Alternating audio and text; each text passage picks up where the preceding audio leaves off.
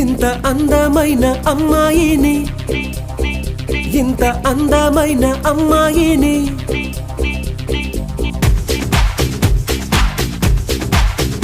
ఇంత అందమైన అమ్మాయిని దేవుడా ఎట్ట తలచినావో మలచినావో